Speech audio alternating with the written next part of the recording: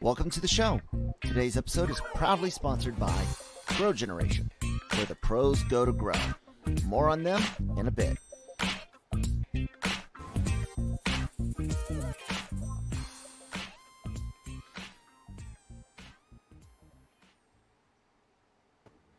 Hello, everyone. How's it going? Welcome to LRMornings, and today's a pretty cool, special day. Venture Brothers is coming back. I mean, well, what else in this world matters other than that? Okay, Metalocalypse matters too, but yeah, I can't think of anything else special today, man. Can you think of anything else special today? I don't even know what Venture Brothers is, so you're gonna learn. So it's not very special to me. Our giveaway, actually, we got later on today. Absolutely, yeah. And that's for Disney's Cruella. If you guys haven't seen all the wonderful tweets and stuff like that, the rules all are available. As a matter of fact, I think, excuse me, I think I can add our rules link here in the chat, and there we go. Yeah, I think that works. Woohoo! So yeah, that and some troubling gaming news are kind of the things that were on my radar. But yeah, Venture Brothers, Metalocalypse, and Aqua Teen Hunger Force. Do you know any of those Adult Swim shows? Nope. Do you know any Adult Swim shows at all? I might, but I never really watched Adult Swim. Period. So you never got into like the Harvey Birdman Attorney at Law days. You didn't get into the Space Ghost Coast to Coast, the original show. No, none of that. What'd you do with your life? Did you spend it wisely or something? Kind of, yeah. I've been out and about. Oh man, it reminds me of a song lyric that a wasted youth is better by far than a wise and productive old age. I always thought that was funny lyric. Shout out to Meatloaf. No, so these shows, and I'm gonna go ahead and do a share screen here. I believe I can do this all fine. And no, let's do it as a window instead of my whole desktop. There we go. So Venture Brothers and Metalocalypse and Aqua Teen Hunger Force, like I said, are some of the older fan favorite shows from the Adult Swim on Cartoon Network, the nighttime programming for anyone that lives under a rock. Venture Brothers is very cool. It plays off of the old adventure show tropes, like Johnny Quest. They heavily plays off of Johnny Quest, including having Race Bannon in the show in all but official name only. Then you got Metalocalypse, which is a parody of the metal genre, the metal culture, and done by the guy you would least expect, Brendan Small, who did like home movies. He did Metalocalypse. He's the voice of Nathan Explosion, the vocalist for the imaginary band Death Clock. I don't say imagine, they're fucking real. But believe it or not, for several years they had the absolute, while the lyrics are a joke, they had the absolute best metal music out at the time. Like it was just phenomenal. So if you guys haven't heard the Death albums, check those out.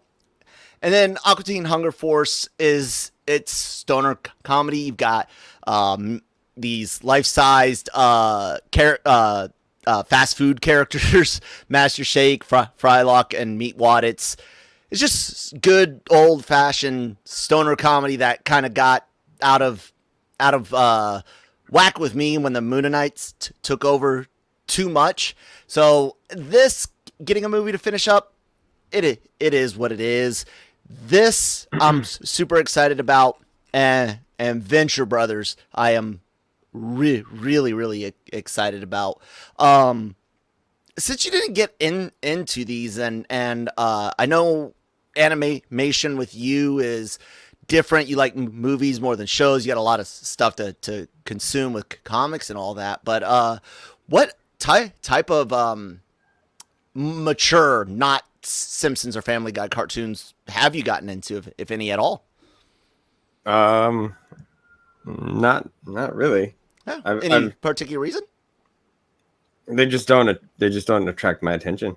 Like even now, you're talking how excited you are about these, and I'm like, man, it's gonna be a boring show because I have nothing to say about these damn cartoons because they were never my cup of tea, and I don't feel like that's gonna change at all. Well, I wonder about Metalocalypse. You've never seen like any clips from it or anything? No. Okay. Mm-mm. So I can't, ladies and gentlemen, unfortunately I can't like just share that because it's got copyrighted music and all that on the stream. But I'm definitely going to show Manny a couple funny clips from Metalocalypse because that's probably like the easiest one to get into because it's all like common knowledge parody of like metal culture, metal music and stuff like that. So if you've ever seen one metal music video or metal band or a cover album, you're pretty much set for the reference humor. And it's really just over the top. And one of the best parts of it is the when they bleep out like a curse word instead of a normal beep, it uses God, what is that? A pinch, what do you call it? Is it a pinch harmonic or something like that on the guitar? It makes a guitar noise instead. It's great. It's beautifully done, wonderful, and the great thing about it is Warner Brothers is reaching out to fans again with this. Okay, these are shows that were canceled years ago. Well, Venture Brothers like officially canceled last year, maybe the year before. It's hard to remember 2020 very clearly. But you have Warner Brothers greenlighting these 3 movies to finish these series up years later, kind of similar to something else. But at the same time, they don't plan on continuing these things further, just like Snyder's Snyderverse that we know of. No intents to carry on, but at least they're wrapping it up. I mean, does that do anything for you in your opinion of Warner Brothers? Make them worse? What's up, man? No, it doesn't change my opinion of them at all. Everyone's putting out old product. Hell, Paramount's bringing back the Rugrats, and yeah, and Marvel's bringing back other stuff with Loki. So what are they bringing back with Loki? I don't know. I just wouldn't be surprised if you see things from movies in the past in the series. Oh yeah, he's going to be time traveling and stuff. Well, I meant more like the idea of them giving fans, hey, here's your end point, and then we don't care what else you want. Like, I know a lot of people online are upset about the Snyderverse doing so well and not continuing on, and I'm sure I'll feel the same about some of these things, but I don't necessarily like this. This is an ending for me. I can kind of get the Justice League fans a bit, but this will be an ending for me. I'm sure, so I'll be content. But I don't know. It's a good, smart money grab that I'm happy with. You know what I'm saying? Yeah, but the thing is, with animation, you can always bring it back. Like a Snyderverse, you can't because you have live actors that you can't replace. You can replace voice actors. Yeah. So if it does very, very well, it's always on the table to bring it back. So I wouldn't necessarily be too worried, especially if it does very, very well. I think the numbers for Justice League, it was reported a couple of days after, like a week or so after that, they were kind of deceiving on how many people actually watched it and how much it actually brought to them, especially looking at the fact of Mortal Kombat, how that did, and then Kong versus Godzilla, how that did. All of a sudden, Justice League didn't really seem that great. Yeah. So, yeah, Man, that needs to die already. Like, I to continue to see how it is what it is. We didn't get it, and we're done. Just like we didn't get a third Burton movie with the Robin. So just deal with it. Just be an adult about it. But because of the fact that everyone has Twitter now, they feel like they're so empowered behind the keyboard because it takes absolutely no effort to put out your opinion, put a actor, actress, whatever out of work because you feel your opinion is more important than anyone else's, etc., etc. But yeah, I hope they do well, and you never know. You never with animation, you never know. If there's gonna be some producer or somebody down the line and be like, you know what, you should bring back, and then because you know that they don't have ideas anymore. Most things that are being done right now are reboots and all that kind of crap. Originality is completely thrown out the window. That's such a funny thing that we talk about because we all we state two things that are absolute truths. Like you said, there's no new ideas really coming out of the big studios, which means it's harder for original ideas, the few that are out there, to get visibility. But also, I'm going to quote Hooper X from Chasing Amy here when he's talking to Ben Affleck's Holden. He tells him, there's nothing new under the sun, and anything that can be done has been done long before you ever thought about it, born. Paraphrase, but that's the gist. And the movie, they're talking about adult stuff, but it applies to everything. I mean, the hero's journey book, the Hero with 1,000 Faces or something like that. I can't remember the one that Lucas was inspired by, in addition to other things for Star Wars, is a prime example of that. And so we want these original stories, but I don't think there is a completely original story left to tell. It'll have to become history first, almost, or something new, something that hasn't happened to humanity yet. But I can't even with science fiction. I can't even imagine a zombie apocalypse. Nope, we can deal with that. Like aliens, no, we got that. No, like what can we do other than take old ideas and just shine them up, Manny? What can people do? Well, there's creative approaches to different stories, and sometimes you're just pleasantly surprised at the way that they're presented. And then some other stories have been told in the past badly, so there is an opportunity to refresh and make them better. Hell, just because of the fact that you have better tech now to make some things happen, it might make it better. So in those aspects, bring them back for another run. But then there's just some movies and TV shows they should just leave alone. Just don't touch them because they're really good as they are. Maybe they're of their time, and bringing them back you're just making an entire generation of fans hurt. I think a prime example, and I'm going to use this, and I don't know how you're going to take it, but they should have never touched Ghostbusters again. I agree. I'll give you that 100%. At least not in live action, animation, comics, stuff. I agree. Potential, Mm-hmm. Just because the comedy is definitely of its time, and it's beautiful for that. And I thought they were done very, very well. But then the other thing, and it's probably an unpopular opinion, but you and I aren't all roll for that. When a lot of times when these TV shows and movies are being made, they're trying to jam so much commentary into it and to be politically correct, and with every corner and every crevice and crack, that I feel like some of them really lose the integrity of what it was really supposed to be. the original idea, because they're so hyper focused on pleasing people in that way rather than just entertaining. And that's a really annoying aspect of it all. Like losing a place of escapism.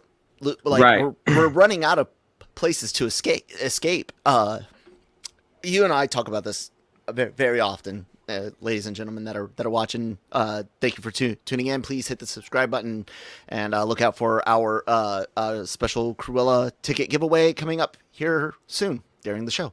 And that there's always been, up until recently, places to go and get away from real life. Comic books, movies, cartoons, anime, music, whatever. They're sports, prime example. But like you said, there's this shift in the culture over the last 20 years. It's been gaining momentum, I would say. Some of it's good, needed.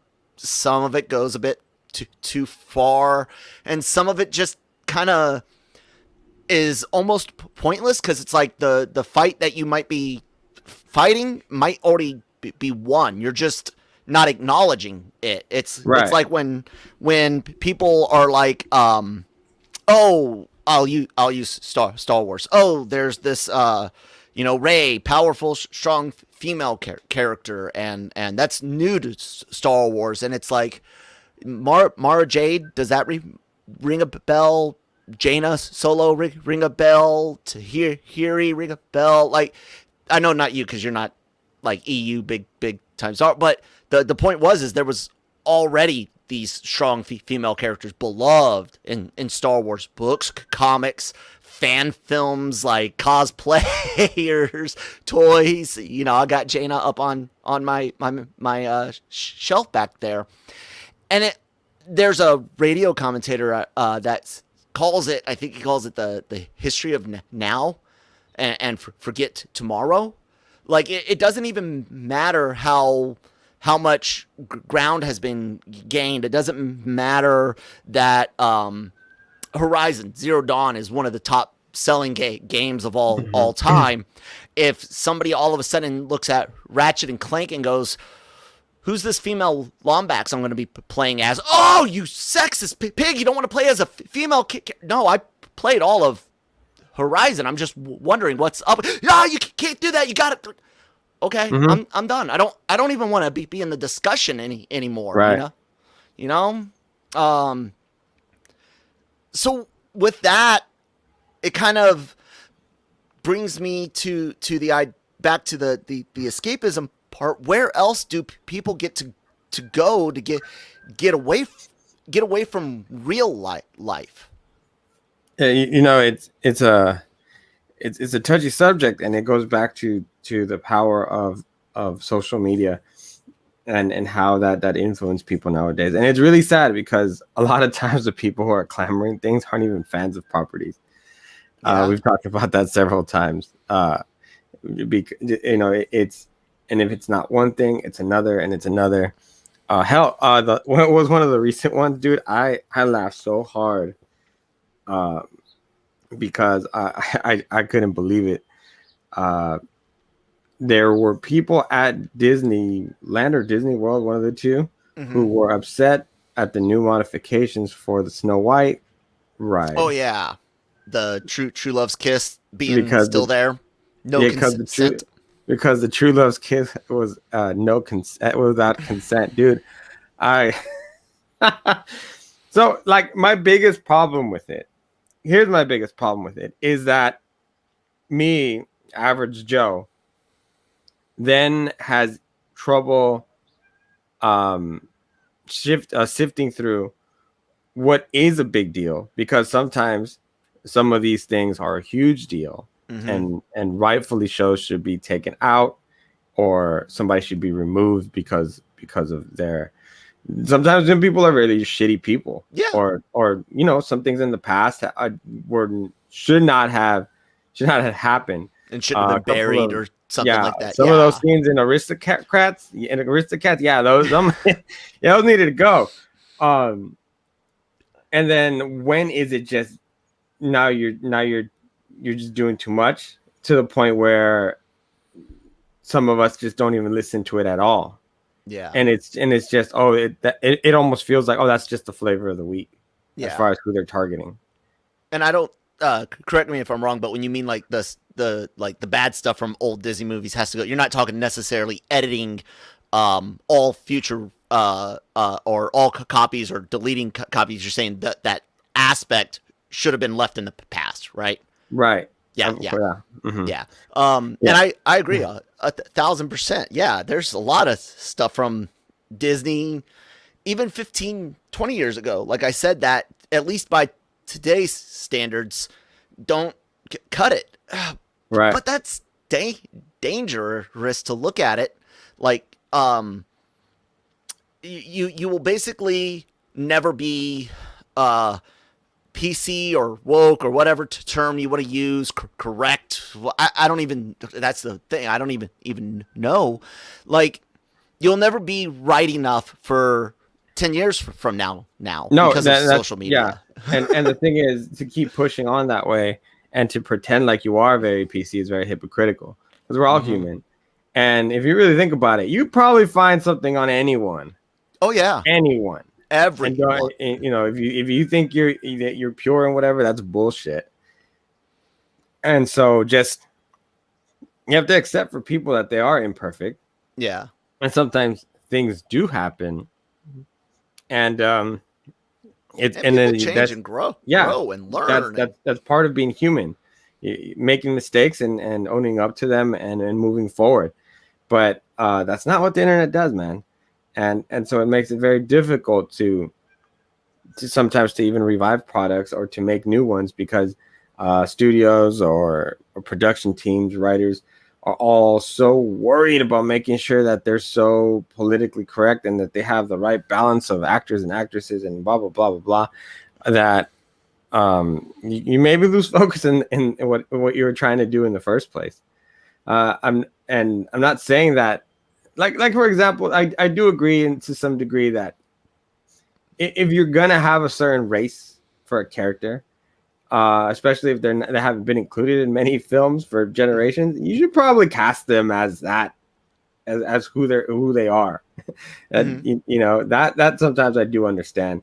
Or the voice actors, it's like this is a Latino character, so don't get a white voice actor, get a Hispanic to do it, etc. Especially for new product.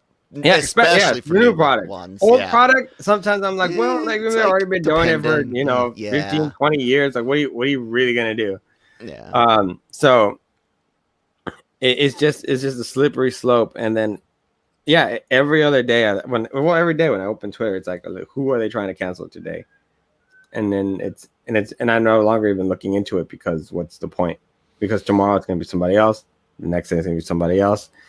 And then the higher the profile of the person, the more it's gonna attention grab. And then what are you gonna do? And so that's why I think. Oh, sorry. Go ahead. Yeah. That's why I think that even Disney they went back and put Gina's episode back with Bear, because it's like, all right, we kind of went a little over on this. And same thing with James Gunn, if you think about it. Yeah. They really screwed themselves over on that one. They cracked through with the pressure of social media, then realized Warner Brother had hired him and that nobody wanted to work with anyone else on the Guardians. And what did they end up doing? They hired him back. Where was the outcry then? Because nothing changed, did it? Yeah, nothing. If anything, he gained more publicity now, because now he has two major franchise. I mean, he's looking at Guardians of the Galaxy. He has that Christmas special. He has Suicide Squad. He has Peacemaker. So what happened? Where's that outcry? It's a lot of times so hypocritical of people who just want to be part of that supposedly woke movement when they're. Well, yeah, that's the that's the funniest thing about the gun situation. Like I've mentioned him before. I'm a Troma fan, the studio that brought the Toxic Avenger and Romeo and Juliet, and he's in that field with Kaufman and them. He's like in that. That's his mentality. If you guys have seen any of those movies, if you've ever seen Poltergeist, you would not be surprised by some of the humor and some of the jokes. And yeah, they're inappropriate. They're dark. They're vile, disgusting. But guys, I hate to tell you that, but humor exists. Free speech exists, and there's a huge difference between somebody saying something, somebody doing something, and there's also a difference between stumbling on something and then being forced to listen to something or watch something, which to my knowledge really except for in places of employment where it's like watch this training video or you can't have the job, like nobody makes you watch something you don't want to watch or listen to. And it was at that time Disney listening to in general what was perceived to be a more right-leaning voice to fire gun, right? And then fast forward a couple years later, and all of those, again, allegedly, supposedly, however you want to phrase it in the media, the way it's portrayed, right-leaning people in politics are mad at the left-leaning people for getting Gina Carano fired. It's a vicious cycle, and both times, the reality is the people that are legitimately fans and legitimately upset, this big, tiny, out of like the whole fandom, much on both sides. And then you have all the fans in the middle that are like, look, I think Hollywood actor A, B, and C that have had these allegations brought against them are terrible, or the ones that have been found guilty or pled guilty or whatever. They're terrible, horrible people. But I'm still gonna go watch these old movies that I like because it's not the actor, it's the character, it's the story. Now I'm not gonna go out and support like a new Roman Polanski film with my money, but there's some older films I know people really like of his before allegations came out or were widely known, or before they found out because they were younger when they saw the movies. And that I guess that brings it back to the idea of old stuff being brought forward and then changed dramatically for the modern era. And that doesn't always work, and people are wondering why people are upset. And I think the number one reason why people are so upset when too much changes at once, or too fast, or something special, Ghostbusters, for example, it's because you've lost that route of escape from this real world. And that can be really, really depressing to think that your window out, your doorway out, someone else who doesn't even really care. They got either a desire for attention, or maybe they care about the message, but that particular brand they don't really care about. Just ruined it. Shut it, slammed it, nailed it, completely shut. You're done. It sucks. But it doesn't suck is having a sponsor like Grow Generation. See that? That's good, right? And they're pretty awesome guys that are here to help you guys with all your growing needs. And we have a wonderful read from Cam. So take it away, Cam. Grow Generation, where the pros go to grow. For all of your cultivation needs, Grow Generation has the right products, service and staff to make your grow successful. Go to www.growgeneration.com, where the pros go to grow. All right, Manny, I'm pretty excited about Cruella. I'm not gonna lie. I am. I am a big fan of Miss Emma Stone, and this looks like it could be a lot of fun. What do you think, man? Yeah, Matt. I love Emma Stone's work so far in a lot of the films she did. Hell, I even liked her as Gwen Stacy, man. I'm not gonna lie. I actually get to watch it today, so I'm excited to get to do that.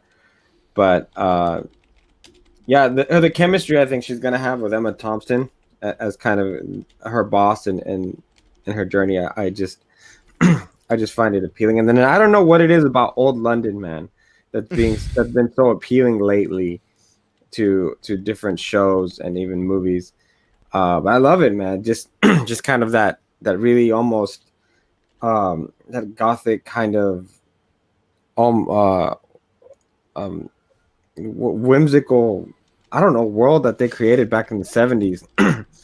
and I think that this is going to be really good. Honestly, man, I've always liked Cruella as a villain because like I kind of understand where she's coming from as just being an old and kind of hag, I guess, and angry, and I don't know. I've always thought she was just kind of not really evil, but it's different. I don't really know how to explain it. I'd say as far as villains, my favorite Disney villains have to be, excuse me, Gaston's number one, because no one does anything like Gaston. And then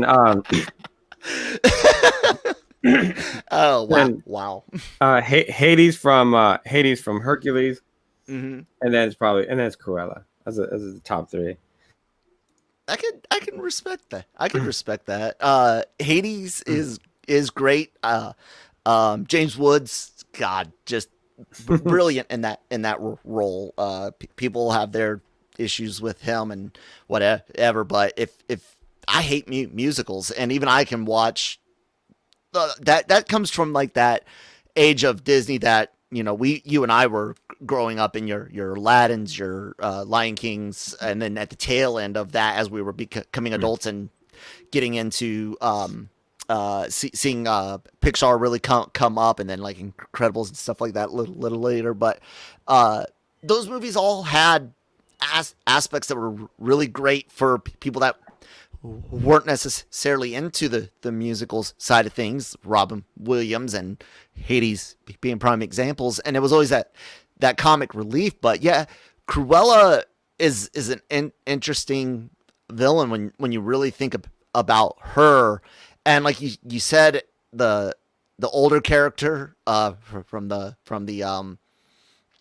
cartoon, and then Glenn Close in live action, that vanity thing, and even here with a young, and you're looking at not necessarily maybe her personal vanity, but her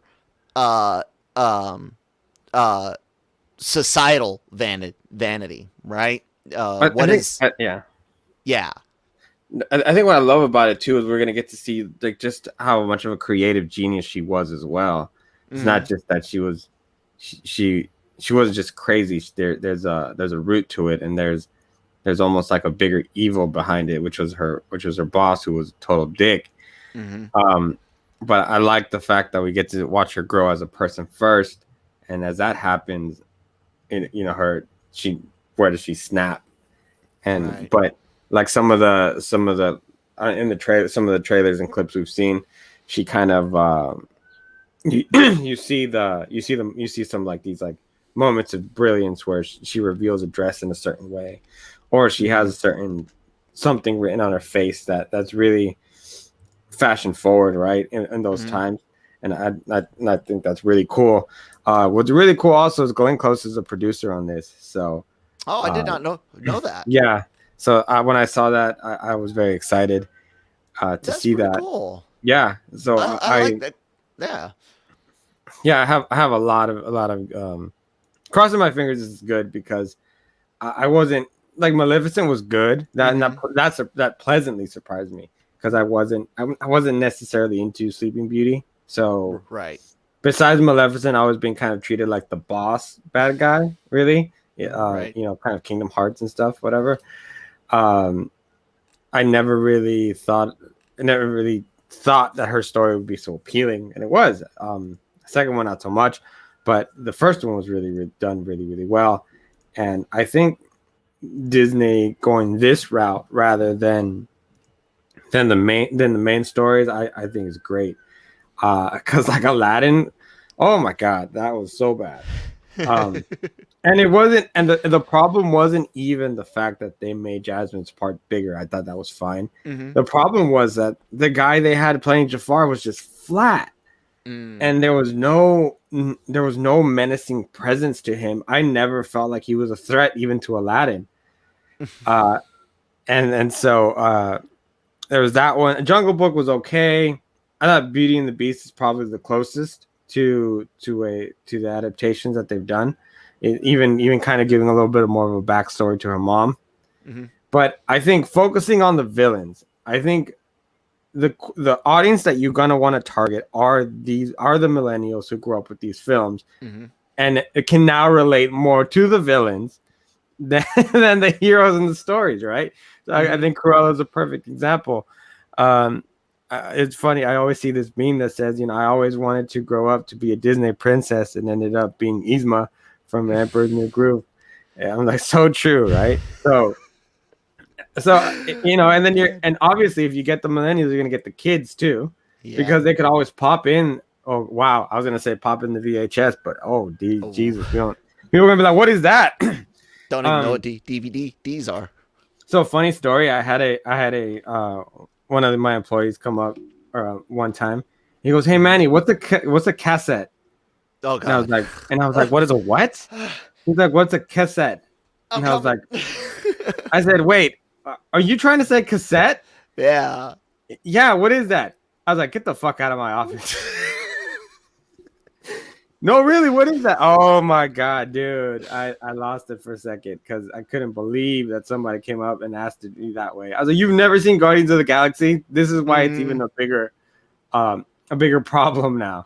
Yeah, because you got that movie and all the reference and the Walkman. Yeah, dude, just so bad.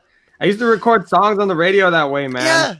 Yes, we all had our mixtapes that way. That was the only way to get free music in the day. Was to call into your local radio station, request a song, and literally stand by the radio and wait for them to play it.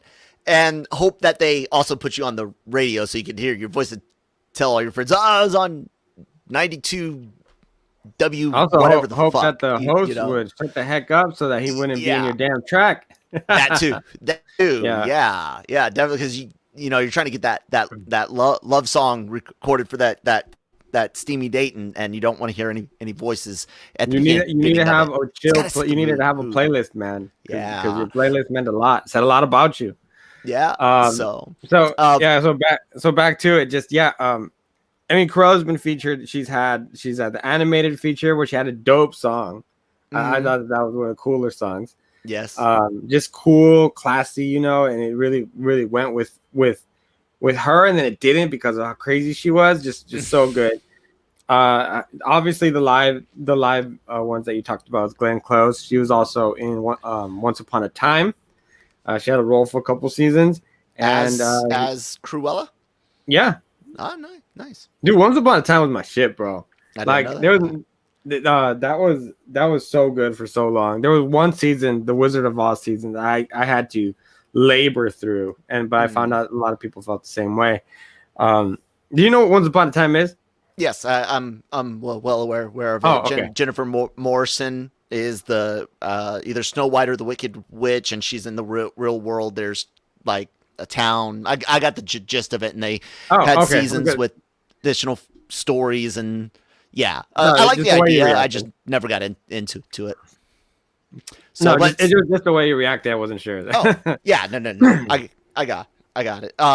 So speaking of free, here's our giveaway. Hey guys, we've got free tickets. The link I'll add it to the description. They're definitely in the comments and definitely available right here on LRMonline.com. And here's the gist of it, guys. I need you to get your phones, your Google, your whatever you're listening to, and I would like to get the difference between the year of Cruella's release, which is Hold on, man. pretty easy. Let's wait, make this you don't want to a do it that way? No, let's make a list. I read that and I was like, Come before we on, do that's this, no, easy. It's three absolutely not. numbers. No. What do you want to do? I Math? hated the game show where I had to do that. I'm gonna That be was honest. so much fun. You, Jammer, and the other clowns, bro. I'm saying it that way because I'm always very petty because I think I was a year off one time. It was one number. I know, but this is easy. No, okay, no. What do you got? That's not what we're doing. All I want, especially for the first time around, man, I'm not gonna make you do something so crazy like that. That's why Mike put me on the Iron Throne. If you look on our site, which I still it's a problem with, but whatever. If you guys are gonna do that, I'm gonna take full advantage. That's funny. I remember asking like, why did you guys choose that picture? He's like, because you're Manny. You're it's all you. You're the I'm like, oh god, Mike, I hate you so much. All I want to know is who's your favorite villain and why. Give me 3 good reasons why they're better than the rest. That's it. That's all I want. Okay. And best answer may not even win. Maybe how early you put your answer in. We may put you in a random drawing. I may just point at the screen and say that one. Okay. The point is, as long as it's on Twitter and you follow the rules, we're good. Good to go. That's it. Just give me your favorite villain. Give me some reasons why. Get you some free tickets for Cruella. There you go. By the way, it's not even that far away. We're on the 13th. Cruella drops in theaters and on Disney Premiere Plus. Disney Plus Premiere. I said that backwards. May 28th. Yep. Premiere Access. Yeah. Yeah. So there you go. May 28th. So awesome. And don't worry. My math question is coming. You guys will get it. It's good. It's easy. God damn it, man. Manny should just tweeted it out anyways ahead of time. Cut you off at the knees. You want to talk about being cut off at the knees, man? Legit, like this hurts bad. We've been discussing and dealing with the chip shortages. We've been dealing with the scalper issues for GPUs, next gen consoles, and Sony comes out earlier this week and tells us, hey, the supply issues could continue on into next year. This is while having sold pretty decent, almost 8 million consoles through March 31st. It's supposed to be on pace to match, trajectory of the PS4, which eventually sold over 111 million units. But the problem is the foundries to make the chips, to make the silicon, to make the freaking units themselves is the number one issue, while the second one is those scalpers. And there is going to come a point where the scalpers supply outpaces their demand, because no one can afford their prices anymore. And it happens with a lot of things. This has been compounded because it's not just consoles, it's the laptops and all of the smart devices and computer things that people had to buy during the pandemic for work, school. All of that compounds the issue, but the scalper part of it, the people that can afford $1,500 for a PlayStation 5, they're got theirs now. And so when these scalpers send an army of bots to buy 100 Xbox boxes every time it hits Best Buy or Walmart, they're basically bringing their own prices down. And PlayStation does say that the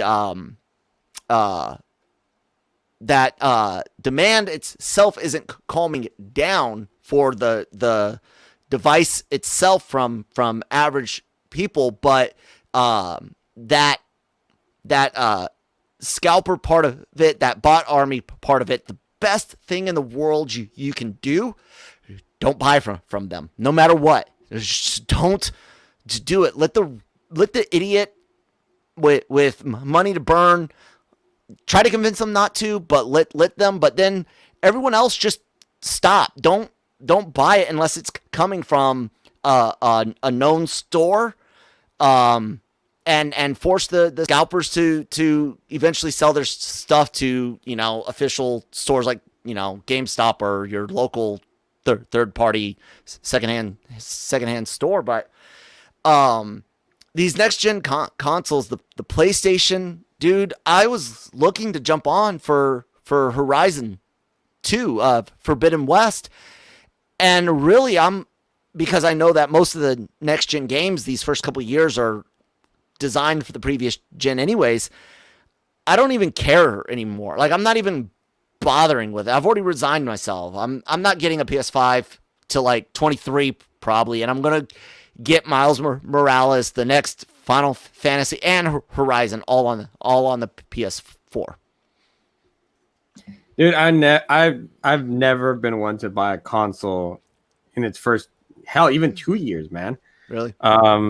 So whatever. And I say that kind of laughingly because, fuck scalpers, first of all.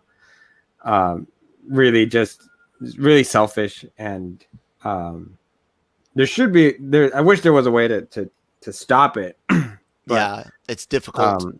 Yeah, I can see why it would be difficult.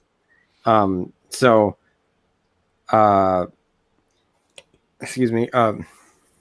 I think that I just don't understand the chip shortage, because it's something that should have been forecasted by companies. Because, well, when you put in an order for something, mm-hmm. other companies put in orders too. It's at that point that you should know more or less this is actually going to take a lot longer. Mm-hmm. Or I think knowingly that there was going to be a shortage, they did this anyway. To roll it out. They just didn't want to hold it back any further, especially with the Xbox coming out at the same time. It's more of a matter of getting it out than actually, having an efficient streamline of consoles. So then also 2020 didn't help the fact that everybody was gobbling every console. Hell, that's why not just the Switch consoles, had such a great year. You couldn't find a Switch Lite anywhere.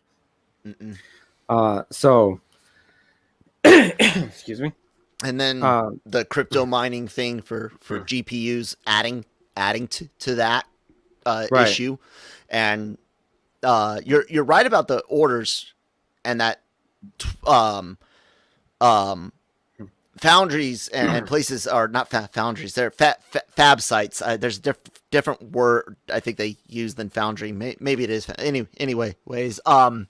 The fabrication sites, like the famous one in Taiwan, TSME, I believe, TMSE, they're like the biggest supplier, but Apple's got their own and Intel's got their own.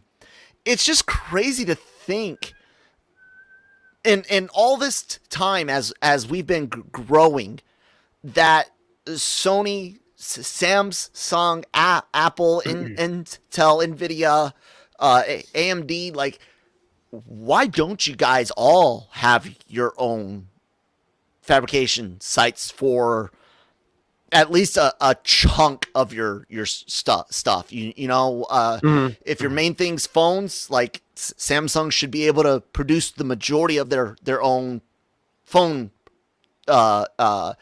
components. Like, if your main thing is CPUs, like Intel, you should be able to, without outside help, because of how many CPUs are in our TVs, our refrigerators, our modems now have processors capable of DLNA streaming across your network. Plug in a hard drive, and all of a sudden you've got a streaming device you can access whenever you're on your wireless from your router. So yeah, it's kind of infuriating. It reminds me of the time when AT&T and MCI were fighting against cell phone companies and didn't want to put up towers. They didn't want to deal with the lines and the infrastructure. And you have a point. Sometimes it's cheaper to get somebody else to do it. And that's the reality. It's just the business of it, man. Right. And but I get that. Now you look, I'll bring it back up just real quick, because while the sales have helped them out, the company itself definitely has had issues going up and down. The system is a big plus, and you could see that right here in November is when the system is released. But you can see these dips and then giant raises when something good comes out. Like I think this was around the time that they had announced like an increase in distribution, and then it comes back down, plummets again as people are dealing with this. And it all comes back to the idea that like you said earlier, kind of forecasting, but not even that far.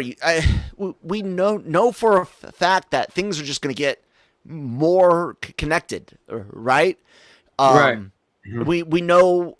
I hate to bring it up because I'm not a big proponent of it, but look, we have to accept that governments across the world are making this huge push for electric vehicles, which means long distance travel, the way that at least Americans are used to doing it, is one day going to be very different and not like it was. But that also means that now you've got more electronics in the car needed, more CPUs, just GPUs even. I could see one day for all the image processing. As a matter of fact, I think I'm already tracking on that. The GPUs are custom units that a lot of the self-driving vehicles use to just process imagery, visual data, and yeah, it's time. It's time to invest in more fab places. Have you seen the insides of Teslas? They're all screens, man. Yeah. I think I closed out of the PlayStation one before I got to point out all this. Anyways, yeah, it is heartbreaking because, like I said, I am a big PlayStation fan as far as like my console of choice, which is funny because anyone that knows me knows I hate Sony pictures with a passion. And rightly so. Have you guys seen the trailer for Venom Let There Be Carnage? That thing looks like we've already beat that. Anyways, yeah, it's frustrating, but like I said, the best thing to do is not pay the scalpers. But then I also wonder what can some black hat out there, white hat even what can one of you guys reach out? I know it's kind of not the cool thing to help out a conglomerate like Walmart or Target or something, but can you guys reach out and help your fellow buddies out and help them design something to filter bots to keep them from purchasing hundreds of systems at a time? Like, there's got to be a workaround. And I know someone back there that watched Hackers once when they were 8 years old and now does it for real can help out. Oh my God. Yeah. It's sad. It's depressing. Anyways, you guys, definitely thank you so much for listening in today. Manny gave you what he wanted for this first 2-ticket giveaway for Cruella. The tweet is out there. Please respond. Make sure you guys are subscribed to the YouTube channel and or wherever you get your podcast from. We're on Apple's, Spotify, SoundCloud, all that good stuff, all for free. And then of course you got to be following LRM _ on Twitter. And yeah, you should follow Manny and I too, because he's got the actual codes and he could totally cut me off at the knees and start giving tickets away whenever he wants to. So, what's that? Don't tell people that. What? I don't have anything. Oh, okay. Anyways, so yeah, guys, I think that'll be it. Yeah, Manny, anything else? Nope, that's it. We're good. All right, guys. Thank you so much for tuning in today, and we will talk to you later.